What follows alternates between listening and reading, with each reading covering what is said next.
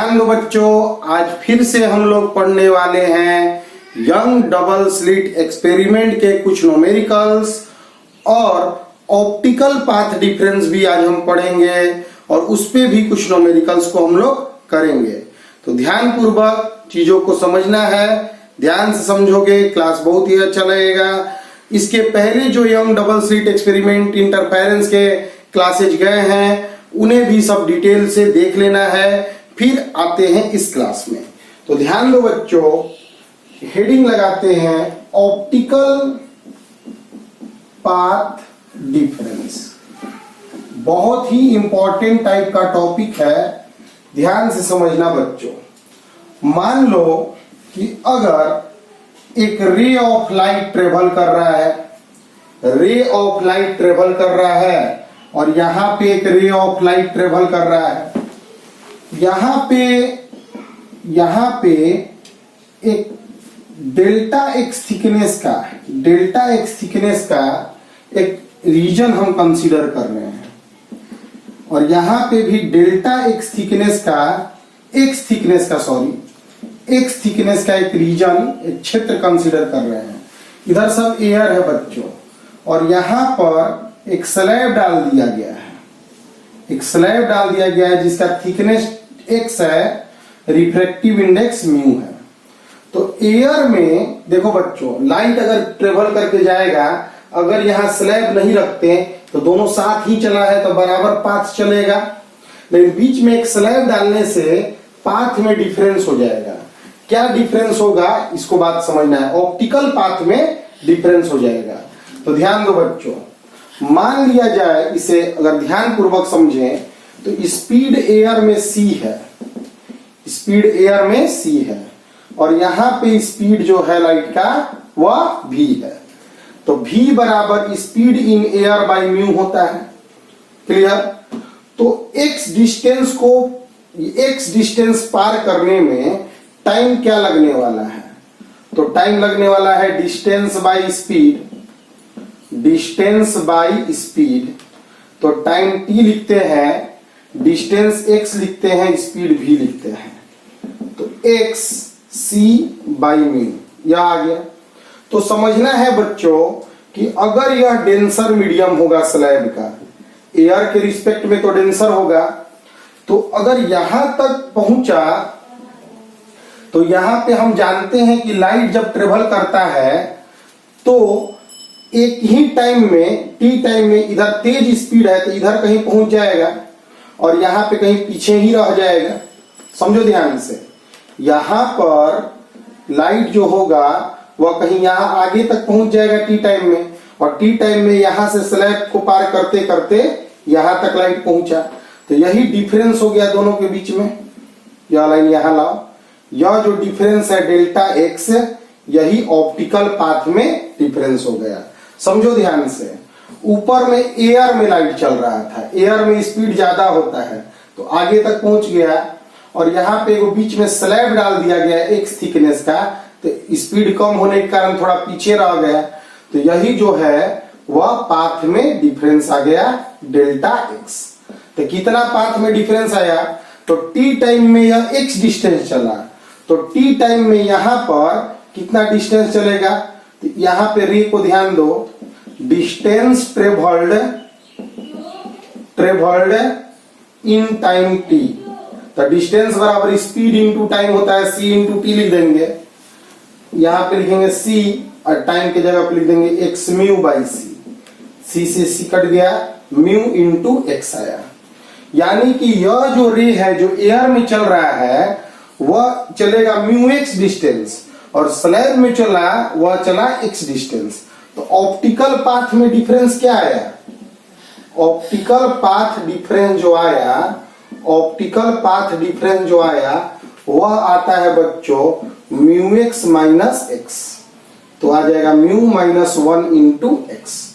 तो बहुत ही important theory है कि अगर कोई टी थिकनेस का स्लैब डाल दोगे तो पाथ में डिफरेंस यह क्या क्रिएट कर देगा, तो म्यू माइनस 1 इंटू एक्स।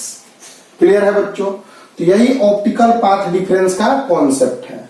ध्यान पूर्वक फिर से समझो लाइट एयर में चल रहा था तो एयर में स्पीड ज्यादा होता है, आगे तक चला गया, और बीच में स्लैब डाल दिए, स्लैब डेंसर मीडियम है, तो डेंसर मीडियम में लाइट का स्पीड जो होता है वह स्लो हो जाता है, तो स्लो होने के कारण वह पीछे रह जाएगा, तो यह पाथ में डिफरेंस हो जाएगा।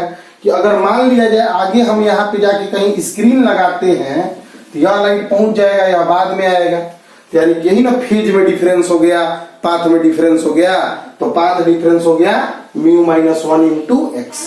तो बहुत ही इंपॉर्टेंट थ्योरी है। अब इस थ्योरी के आधार पर हम आगे कॉन्सेप्ट क्वेश्चन को बनाते हैं बच्चों, ध्यान पूर्वक इसको बाबू नोट कर लेना, ठीक है। ऑप्टिकल पाथ डिफरेंस क्या होता है, तो mu minus 1 into T, clear.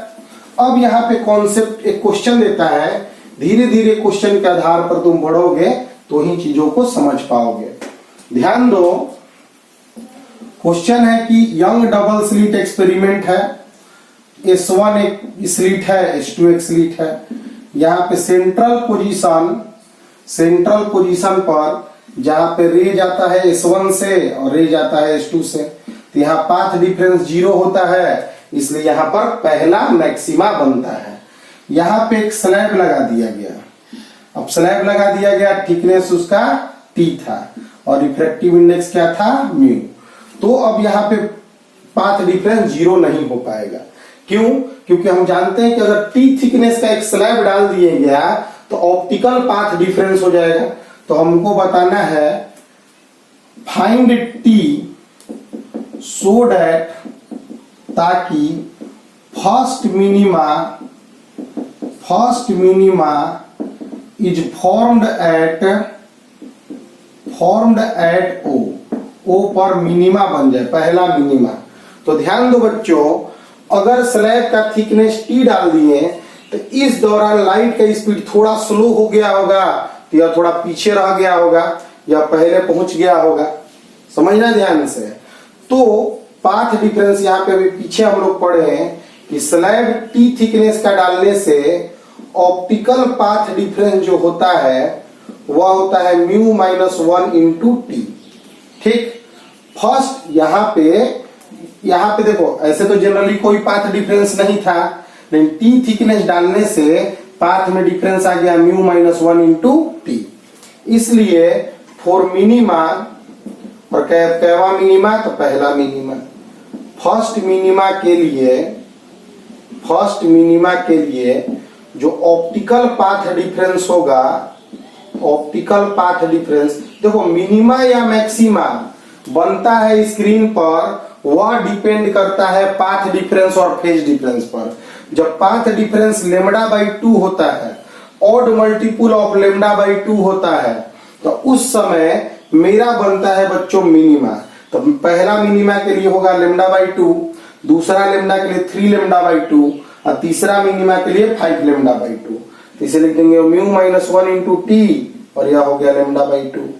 तो टी बराबर आ गया लेमडा बाई 2 म्यू माइनस 1। तो ज्यादा दिमाग नहीं लगाना है, दिमाग यह लगाना था कि यह रे जितना पाथ चल रहा था, यह रे उतना ही पाथ चल रहा था। यहाँ पे स्क्रीन था, यहाँ S1 एक सोर्स था और यहाँ S2 एक सोर्स था, तो स्क्रीन पर पहुंचने में पाथ डिफरेंस बच्चों 0 था। इसमें T थिकनेस का म्यू रिफ्रैक्टिव इंडेक्स का लगा दिया गया, तो यह जो है इसमें जो डेंसर मीडियम डालने से यह स्लो हो गया, तो ऑप्टिकली स्लो होने का यह पहुंच गया और यह पीछे ही रह गया। कितना पीछे रह गया, तो जितना देर इसमें से गुजरा तो कितना देर उसमें से गुजरा, तो T देर तक। तो यहाँ पे पाथ डिफरेंस अभी पीछे क्लास में पीछे हम बताए हैं कि जो डेल्टा एक्स आया था वह आया था mu minus 1 into x, x मतलब थिकनेस 30। यही ऑप्टिकल पाथ डिफरेंस बच्चों याद रखना है।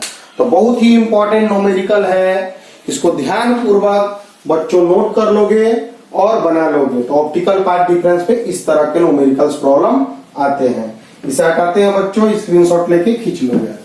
तो देखो बाबू, सब कुछ पहले जो जो चीजें तुम्हें बताई गई हैं, थोड़ा जोर लगाओगे, मेहनत करोगे तो बहुत ही आगे तक जा सकते हो। अब आगे हम क्वेश्चन को देखते हैं। देखो बच्चों, मान लिया जाए वेव ऑप्टिक्स के टोटल क्लास को जो बच्चा कंप्लीट करेगा, वेव ऑप्टिक्स में शानदार बच्चा बन के वह उभरेगा, इस बात का बच्चों गारंटी है। ध्यान दो, मान लो S1 और S2 दो सोर्स है, यहां पर सेंटर ऑफ स्क्रीन पर मेरा मैक्सिमा बनता है, क्योंकि रे जितना रे यह चल के आता है उतना ही रे यह चल के आता है, तो पाथ डिफरेंस तो 0 हो जाता है। यहां पे एक स्लैब डाल देने से, टी थिकनेस का एक स्लैब डाल देने से अब यहां पे तो मैक्सिमा नहीं बनेगा क्योंकि पाथ डिफरेंस आ गया। तो पहला मैक्सिमा वेयर, क्वेश्चन है we find distance from centre of screen where first maxima is formed. देखो बच्चों, पहला मैक्सिमा बनने के लिए पाथ डिफरेंस 0 होना चाहिए, और इस केस में यहां अगर रिफ्रैक्टिव इंडेक्स म्यू है तो ओ पॉइंट पर पाथ डिफरेंस मेरा क्या हो गया है, ऑप्टिकल पाथ डिफरेंस जो है मेरा वह हो गया है μ-1 इंटू टी। अब इस फिगर को एक बार और ड्रा करते हैं, ध्यान दो बच्चों। एक स्लिट है S1, क्वेश्चन तो समझ गए होंगे तुम लोग। S1 और S2 दो स्लिट था, सेंटर ऑफ स्क्रीन पर मैक्सिमा बना रहा था क्योंकि यहां पर पाथ डिफरेंस 0 था। अब S1 स्लिट से जो लाइट निकल रहा था वहां पे एक स्लिट रख दिए, ट्रांसपेरेंट स्लिट रख दिए जिसका थिकनेस T और रिफ्रैक्टिव इंडेक्स म्यू रख दिए।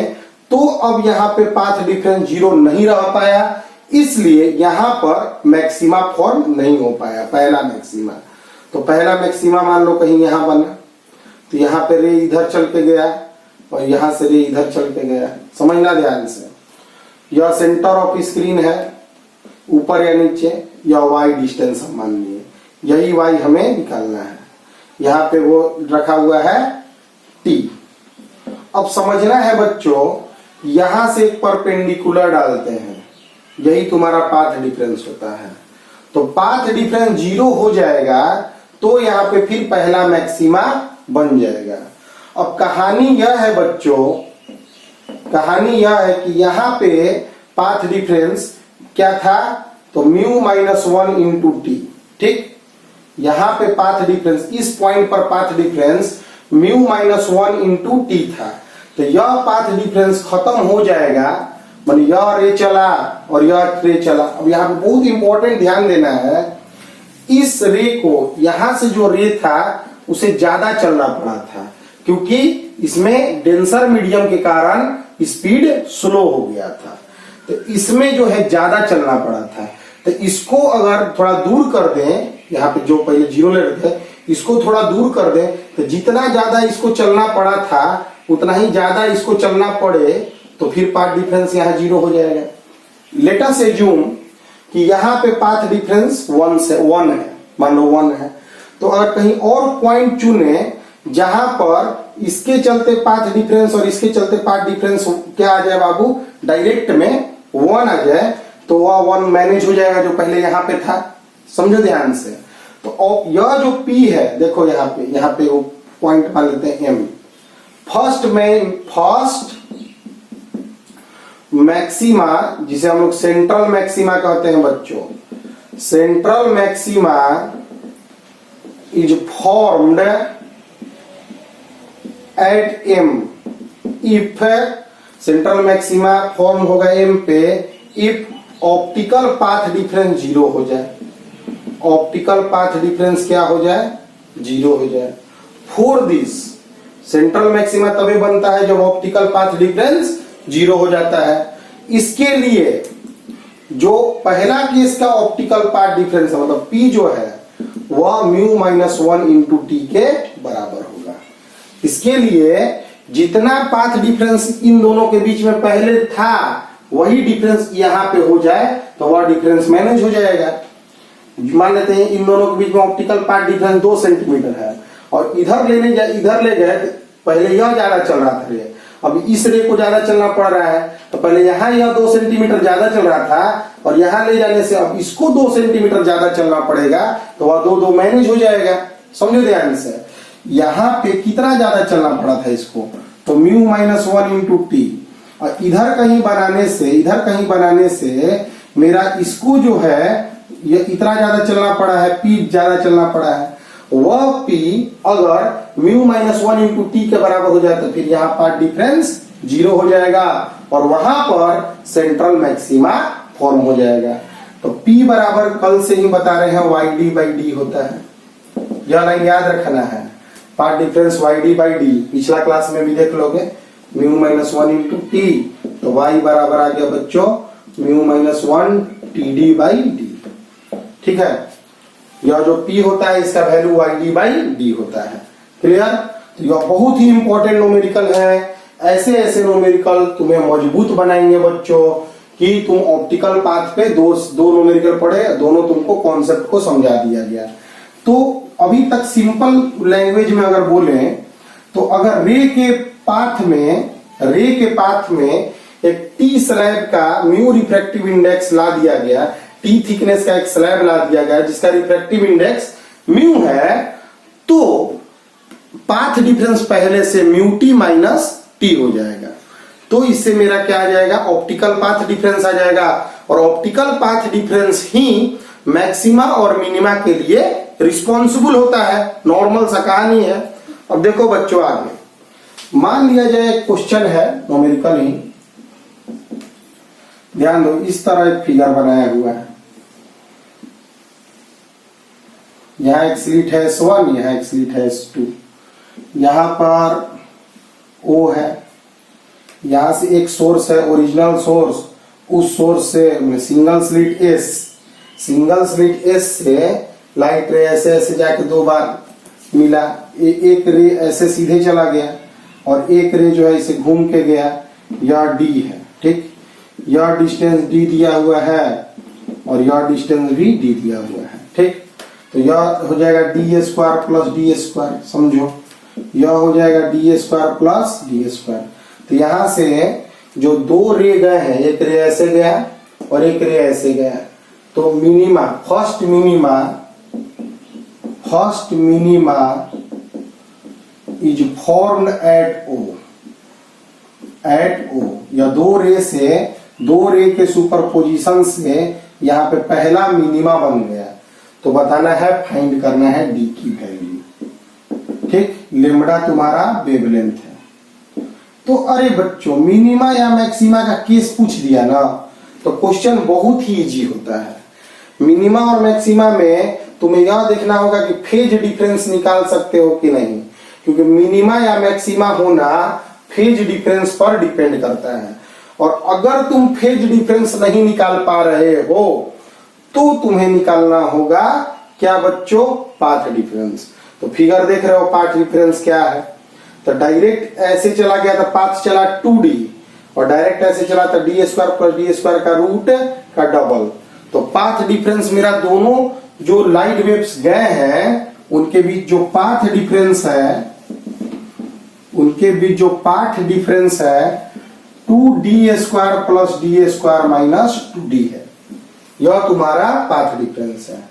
तो 2 यहाँ डी स्क्वायर कॉमन लेंगे तो 1 plus D square by D square, clear, minus 2D। D square से डी निकल गया, 1 plus D square by D square 1/2 minus 2D। जहां देखो कॉमन होता है ना वहां कॉमन हो गया, जहां नहीं होता है तो डिवाइड हो गया, मल्टीप्लाई करोगे तो यही मिल जाएगा। डी स्क्वायर रूट से बाहर हो गया डी, और रूट का मतलब पावर 1/2। क्वेश्चन में दिया है कि छोटा डी बहुत छोटा है बड़ा डी से, तो बहुत छोटा है तो यह 1 से छोटा नंबर हो गया, बहुत छोटा नंबर। तो ऐसे स्थिति में जो पावर होता है ना वह साइड में आ जाता है। बहुत पहले से ही बता रहे हैं, यूजिंग 1 प्लस एक्स के पावर n 1 प्लस nx। हम इसीलिए जो एक्सप्रेशन कराए थे ना वह इस फॉर्मेट से कराए थे। बहुत सारे बुक में आसान मेथड से भी एक्सप्रेशन करा देता है, लेकिन हम एक्चुअल मेथड इसलिए यूज किए थे कि जब बड़े न्यूमेरिकल्स को तुम बनाओगे तो एक्चुअल मेथड्स का यूज आने लगता है। तो फिर हम आगे बढ़ते हैं, इसमें आ गया 2D plus 2D into D square 2D square, और यहाँ 2D है, 2D से 2D कैंसिल, 2 से 2 कैंसिल, D से D कैंसिल, तो पाथ डिफरेंस आ गया डी स्क्वायर बाई डी। ठीक, फॉर फर्स्ट मिनिमा, पहला मिनिमा के लिए P बराबर होता है बच्चों लेमडा बाई 2, तो यहां से आ जाएगा D square by D lambda by 2, तो D आ जाएगा लेमडा डी बाई 2 का ओवर रूट। हमें छोटा d निकालना था, तो बहुत ही आसान क्वेश्चन है, ऐसा न्यूमेरिकल तुम लोग को बना लेना होगा। तो ऐसे ऐसे न्यूमेरिकल्स प्रॉब्लम आते हैं। अलग अलग कंपटीशन में भी यंग डबल स्लिट एक्सपेरिमेंट के बहुत सारे सवाल पूछे जाते हैं बच्चों, तो ध्यान पूर्वक समझोगे तो ही चीजों को बना सकते हो। वीडियो रोक कर नोट कर लेना है, नोट्स बनाना है, क्योंकि बड़ा लीग का तैयारी बिना नोट्स प्रिपेयर का नहीं हो पाएगा। ध्यान दो बच्चों।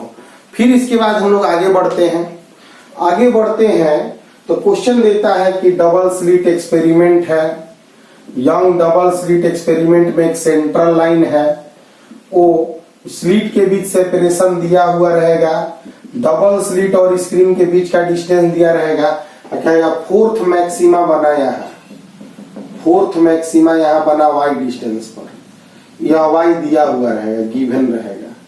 तो कोई एक चीज पूछेगा, लेमडा वेवलेंथ पूछ देगा, तो ऐसा कभी क्वेश्चन दे रहा है कि फोर्थ मैक्सिमा का y गिवन है, स्क्रीन से इतना डिस्टेंस में पांचवा मैक्सिमा बन रहा है, तो बस याद रखोगे y बराबर इन लेमडा डी बाई डी होता है फोर मैक्सिमा। इन की जगह फोर्थ मैक्सिमा दिया है तो 4 लेमडा डी बाई डी लिख देंगे, y की वैल्यू दी हुई रहेगी, तो लेमडा तुम्हें निकाल लेना होगा। तो इस तरह के न्यूमेरिकल भी पूछे जाते हैं, तो ज्यादा टेंशन नहीं लेना है, आसानी से बना लेना है बच्चों। ठीक है, नॉर्मल सा सवाल है, इस क्वेश्चन को भी तुम लोग आसानी से बना लोगे। ठीक है, कि छठा मैक्सिमा का y दिया रहेगा, तो y बराबर n बराबर 6 रख देंगे, और y 6 रख देंगे, इनकी जगह लेमडा निकालना है, कोई एक अननोन रहेगा निकालना होगा। तो इससे छोटा छोटा न्यूमेरिकल भी होता है। ठीक, अब एक बात समझो, कोई भी स्लिट से जो लाइट रे आता है उसका विड्थ होता है। यहाँ पे टॉपिक है, याद रखोगे, intensity of light wave is directly proportional to width of slit. जितना चौड़ा विड्थ होगा उतना ही चौड़ा मेरा क्या होगा बाबू, उतना ही ज्यादा मेरा इंटेंसिटी होगा।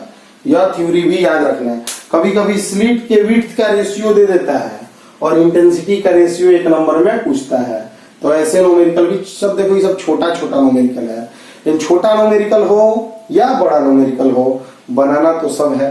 ठीक है, अब हम लोग आगे बढ़ते हैं। देखो बच्चों, मेहनत करोगे सब कुछ सीख जाओगे। वेव ऑप्टिक्स का कंप्लीट थ्योरी अगर जिसका नॉलेज हो गया, तो जो भी वीडियोस थ्योरी के गए हैं वो ज्यादा अच्छा से पढ़ना बहुत जरूरी है बच्चों। अब इसके बाद मेरा अगला कॉन्सेप्ट क्या है, इसको ध्यान से समझें। अगला कॉन्सेप्ट है मेरा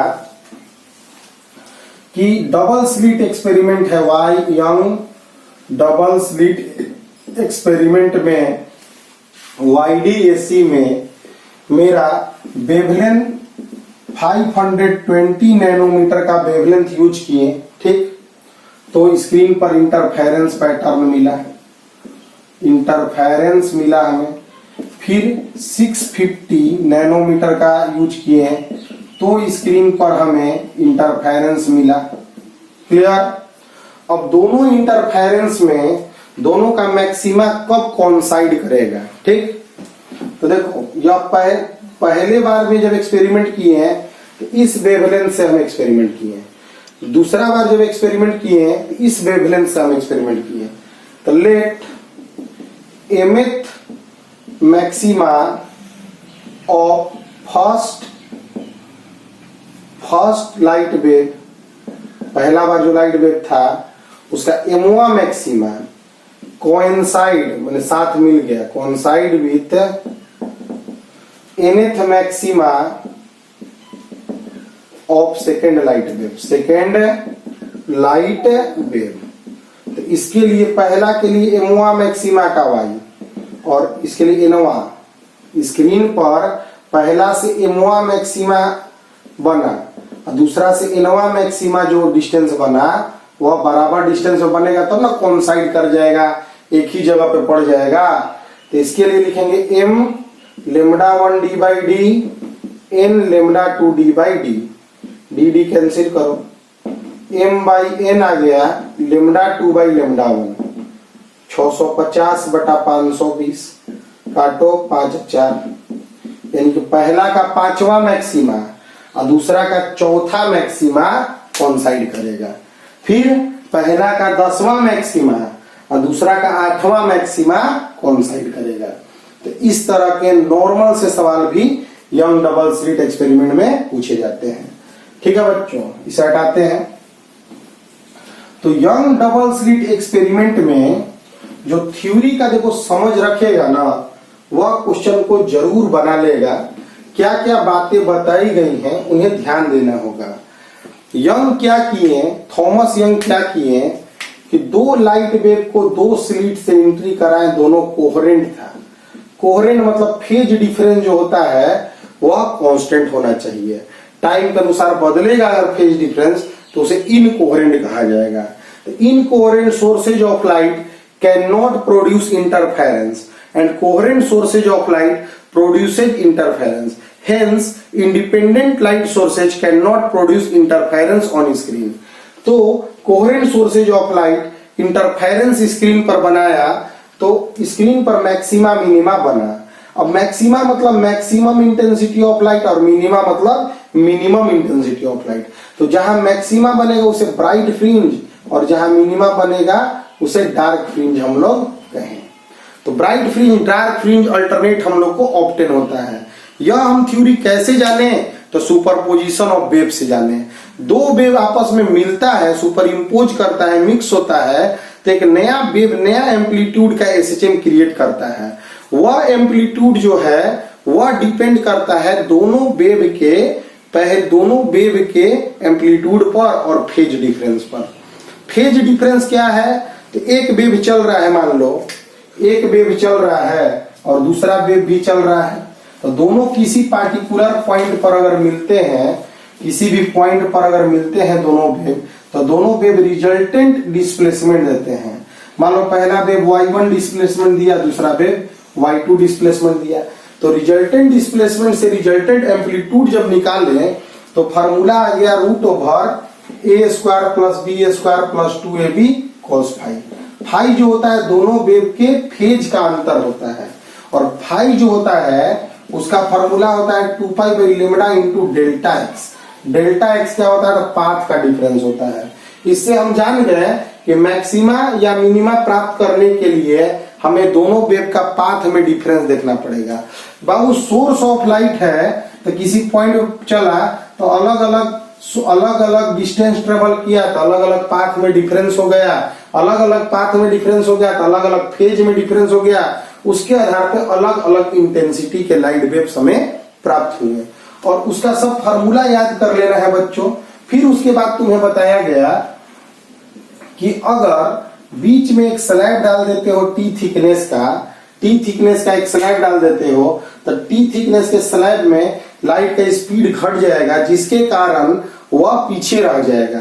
तो जितना पीछे रह जाएगा वो ऑप्टिकल पाथ डिफरेंस हो जाएगा। तो यानी कि लेट पहुंचा ना, तो हो सकता है देखो यह पहुंच गया ऐसे करके, लेट थोड़ा पहुंचा, बाद में पहुंचा, तो हो सकता है स्पीड स्लो होने के कारण एम्पलीट्यूड बदल गया हो, स्पीड स्लो हो गया तो एम्पलीट्यूड बदल गया या कुछ भी हुआ हो, तो इस तरह से अलग वेव क्रिएट कर देगा डिस्प्लेसमेंट।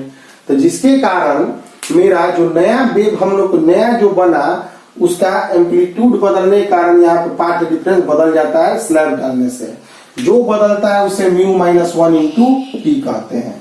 और यंग डबल स्लिट पर हम लोग अलग अलग एक्सपेरिमेंट पढ़े, अलग अलग थ्योरी को पढ़े। तो superposition of wave, interference of wave, सभी फार्मूला, सभी न्यूमेरिकल हम तुम लोग को अभी तक करा चुके हैं। आज का क्लास एक नॉर्मल सा क्लास था। अगले क्लास में हम तुम लोग को बताएंगे कि जब वेव जो है एक पतला थीन फिल्म पर पड़ता है तो वेव जो है लड़ के वापस जाता है, तो वहां पे इंटरफेरेंस कैसे होता है, उस पे न्यूमेरिकल्स कैसे होते हैं, वेव कैसे अपने फेज को बदलते हैं, और उसके बाद हम लोग डिफ्रैक्शन और पोलराइजेशन के वीडियो लाकर क्लासेज को कंप्लीट करेंगे। तब तक के लिए जितना हो सके बच्चों मेहनत करते रहो।